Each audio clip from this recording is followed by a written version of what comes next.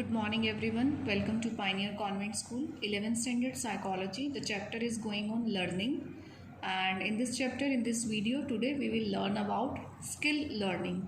Skill learning means it can be defined as the ability to perform some complex task smoothly and efficiently. जब हम किसी काम को करना सीखते हैं और जब उसमें perfection आ जाती है, when ability is there to complete a task, that is called skill. और किसी भी स्किल को सीखने में जो स्टेप्स होते हैं तो वो हमने देखना है कि किसी भी स्किल को सीखने के लिए कौन कौन से लर्निंग स्टेप्स होते हैं. So when we start learning तो हम कुछ एरर्स करते हैं, कुछ परफेक्शन की तरफ जाते हैं और फिर फाइनली एक स्टेज ऐसी आती है जब हमारी लर्निंग कंप्लीट हो जाती है और हम स्किल्ड हो जाते हैं. तो फिर वो हमारी जो लर्निंग है, जो हमारी स्किल है, वो स्टेबल हो जाती है. इस स्टेबल पोजीशन को कहते हैं परफॉर्मेंस प्लेटू. और कुछ टाइम के बाद जब हमें लगने लगता है कि अब हमें इसे और इम्प्रूव करना चाहिए या इसमें कुछ न्यू थिंग्स ऐड करनी चाहिए, तो फिर से लर्निंग स्टार्ट होती है और फिर से वो दोबारा एक प्रोसेस स्टार्ट हो जाता है. So according to Fitts, there are three phases in the skill learning. First is cognitive, then associative and autonomous.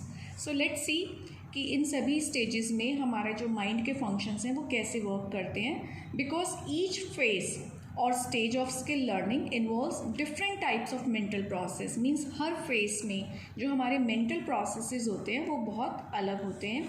So in the cognitive phase first of all we will study what happens.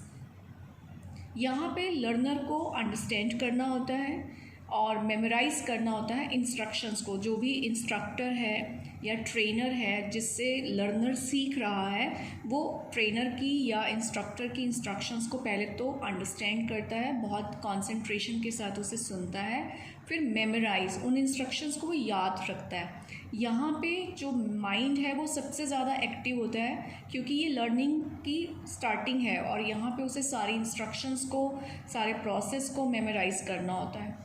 और वो outside queues जितनी भी उसको outside help मिल रही होती है, hints मिल रहे होते हैं, and once response outcome has to be kept in the live consciousness. और उन क्यूज़ को यूज़ करके, हिंट को यूज़ करके जो आउटकम आ रहे हैं, जो रिस्पॉन्सेज आ रहे हैं, उनको भी उसे अपनी लाइव कॉन्शियसनेस में मीन्स याद करना होता है. फॉर एग्जाम्पल अगर कोई कुकिंग सीख रहा है तो फर्स्ट ऑफ ऑल तो जो भी आउटसाइड क्यूज़ हैं वो वीडियोस के थ्रू या किसी पर्सन के थ्रू जो भी सीख रहा है वो पहले तो उसको अंडरस्टैंड करेगा, फिर वो उसके स्टेप्स को मेमोराइज करेगा. फिर जो रिस्पॉन्सेज आ रहे हैं, सपोज़ उसने कोई भी इंग्रेडिएंट ऐड किया तो क्या कलर चेंज हुआ, टेस्ट कैसा चेंज हुआ, उसका कंसिस्टेंसी कैसा है और उसकी स्मेल कैसी है, इन सब रिस्पॉन्सेस को वो माइंड में रखता है कि अगर मैंने ये चीज़ डाला तो ये रिज़ल्ट मिलेगा, ये चीज़ डालूंगा तो ये रिज़ल्ट मिलेगा, एंड ग्रेजुअली ही और शी लर्न्स. सेकेंड होता है associative phase. Different sensory inputs और stimuli are linked with the appropriate responses. जो सेंसरी इनपुट्स होते हैं, जो मतलब कि हमारी आँखें देखती हैं, जो हम सुनते हैं, जो हम स्मेल करते हैं या जो हम फील करते हैं, वो सारे होते हैं स्टिमुलस. उन सारे स्टिमुलस को एप्रोप्रिएट रिस्पॉन्सेस के साथ लिंक किया जाता है. ठीक है, तो जैसे जैसे प्रैक्टिस इंक्रीज़ होती है एरर्स डिक्रीज़ होती हैं. अगर हम कुकिंग सीख रहे हैं, अगर हम ड्राइविंग सीख रहे हैं या हम कोई म्यूज़िक या डांसिंग सीख रहे हैं, कुछ भी हम सीखते हैं, तो प्रैक्टिस जैसे जैसे इंक्रीज़ होती जाती है तो उसमें जो मिस्टेक्स होती हैं वो कम होती चली जाती हैं. जो टाइम हमें यहाँ सीखने में लग रहा था धीरे धीरे वो भी रिड्यूस होने लगता है. इस फेस में जो कंसंट्रेशन होती है वो बहुत ज़्यादा होती है क्योंकि यहाँ पे हमने सिर्फ सीखा था और अभी जो यहाँ पे सीखा है उसको इस फेज़ में अप्लाई कर रहे हैं, उसका इम्प्लीमेंटेशन कर रहे हैं. तो बहुत कंसंट्रेशन के साथ हम टास्क करते हैं. फॉर एग्जांपल किसी पर्सन ने अगर ड्राइविंग सीखी है तो वो इतना कंसंट्रेट होकर उसको वर्क करता है, ड्राइव करता है कि उसको लगता है कि आसपास जितने भी लोग बैठे हैं वो उसके साथ टॉकिंग भी नहीं करें क्योंकि इससे उसका कंसंट्रेशन ब्रेक हो जाएगा. क्योंकि यहाँ पे परफेक्शन नहीं है, अभी उसको अपने ऊपर वो कॉन्फिडेंस नहीं है, इसलिए यहाँ पे कंसंट्रेशन बहुत ज़्यादा होता है. यहाँ पे लर्निंग बहुत ज़्यादा होती है, मेमोराइज होता है और यहाँ पे कंसंट्रेशन ज़्यादा होती है.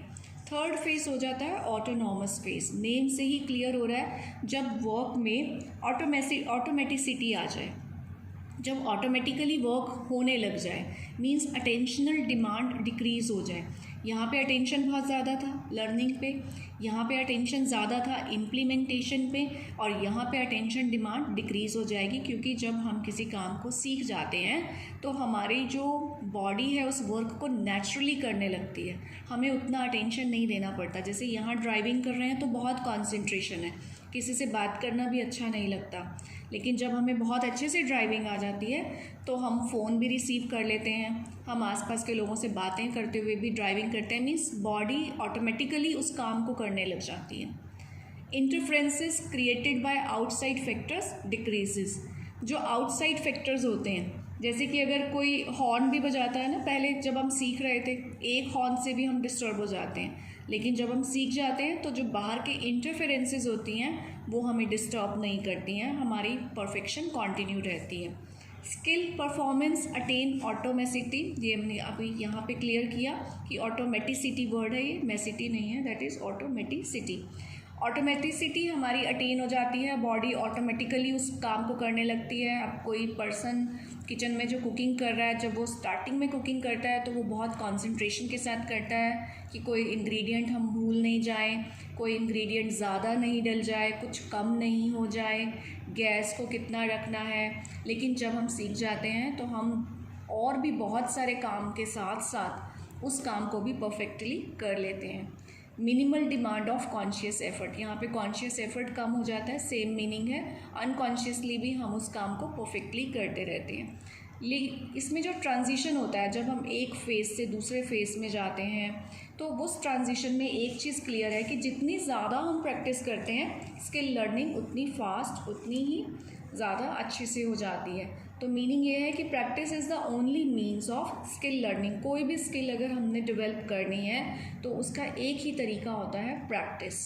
So these were the phases of skill acquisition and this was skill learning which we have done, and in the next video we will do the next topic. Till then, have a good day.